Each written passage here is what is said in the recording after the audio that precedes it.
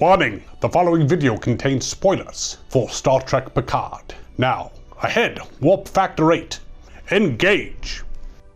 Greetings, barely evolved apes of the planet Earth. I am Q, and I have once again decided to grace you with my review of Star Trek Picard. This time it's episode 2, Maps and Legends. So heed my words. This last episode of Jean Luc's little show was okay. Now many are complaining that this show is nothing like Star Trek The Next Generation, which is true. TNG consisted of, for the most part, self-contained tales. On occasion there might be a two-parter or a reference to a previous episode, but mostly just one-offs.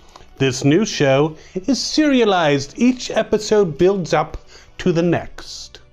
So after the reintroduction of Jean Luc in the last episode and the startling events to introduce us to the start of the storyline, we now have to follow him on his journey.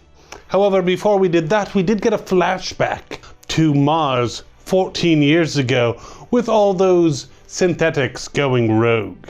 And it would appear that their actions could have been programmed into them by a third party. But some look at this show and they state that this isn't Star Trek. Picard isn't even in space yet. Now think about how easy it would be for a Navy admiral in this time to actually get on a ship and get reinstated, especially if they resigned from the Navy in protest. It would appear that Jean Luc burned a few bridges when he called out Starfleet for abandoning the Romulans. There were some less than stellar parts of this episode, I will admit. The admiral that Jean Luc went to see was far too angry and emotional. I thought humans had evolved, but I guess not. I would have thought Starfleet would be more amused by Picard asking for help. You diss us, and now you want our help? And of course they would have still turned him down, just not with quite so much hostility. And that Commodore was part of Starfleet intelligence, I would imagine. Now firstly, Commodore, that is a rank given to someone who is in charge of multiple ships, to my understanding, and my understanding is far beyond yours. Now, was that supposed to be a Vulcan or a Romulan? Because I couldn't see them quite admitting Romulans to Starfleet, especially Starfleet intelligence, quite this quickly. But she seemed to emote quite a bit and spoke of how it would not be wise for this lieutenant to insult her at this time, whereas most Vulcans I know would be like, your insults have no effect. They are quite illogical.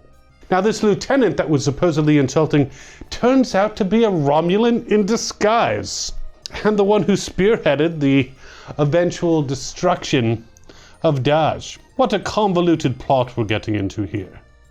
And Daj's sister is actually knocking boots with a Romulan, which is better than a Klingon, I suppose. However, that Romulan is the brother of that lieutenant. What is this, Star Wars? And apparently this Romulan is getting busy in hopes of finding out where other synthetics could be hiding. Interesting technique. Which leads us to the revelation of a deeper level of the Tal Shiar, the Jadvash. These names, why can't they just name themselves something like Bad Guys Incorporated or the Evil League of Evil? Just make it easier on us. But these Romulans apparently really don't like AIs, synthetics, androids, and probably even Siri.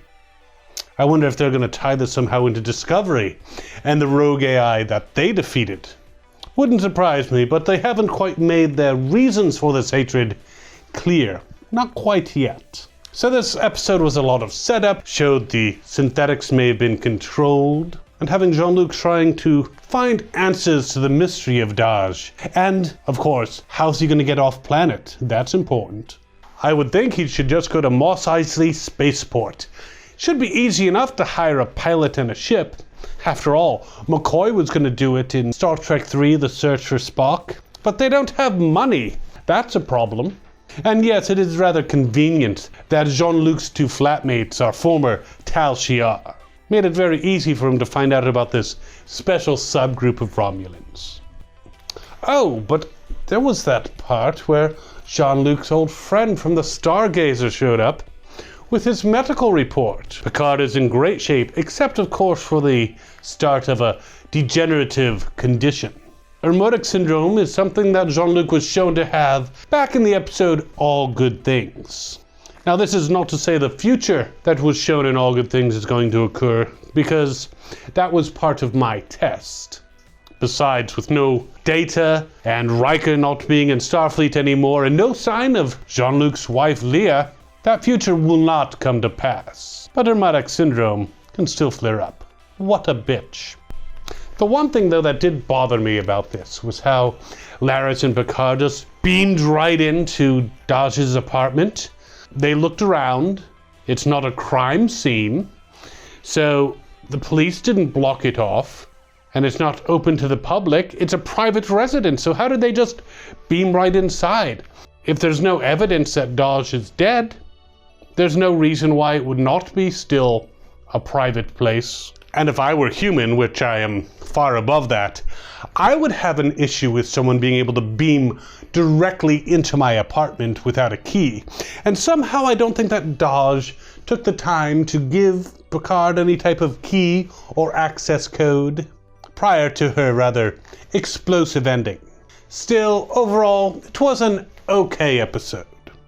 It did its job. It gave us the information that we needed and showed some of the hurdles that Jean-Luc would be leaping over at his advanced age, and gave us a little glimpse into the mind of Saji, Daj's sister, who is so nice and kind of outspoken and very helpful in restoring Borg to independence somehow, and enjoys sleeping with bearded Romulans. And we also find out that this Borg cube was cut off from the collective, and it's being salvaged and examined by Romulans as well. So we'll have to see what happens in the next episode. I'm sure things will start moving along, but in the meantime, you can check out some additional videos over here. If you would like to get more of Q's wisdom, you can subscribe right down there, hit that notification bell, follow this channel on Facebook, Twitter, and Instagram, and remember, the trial never ends.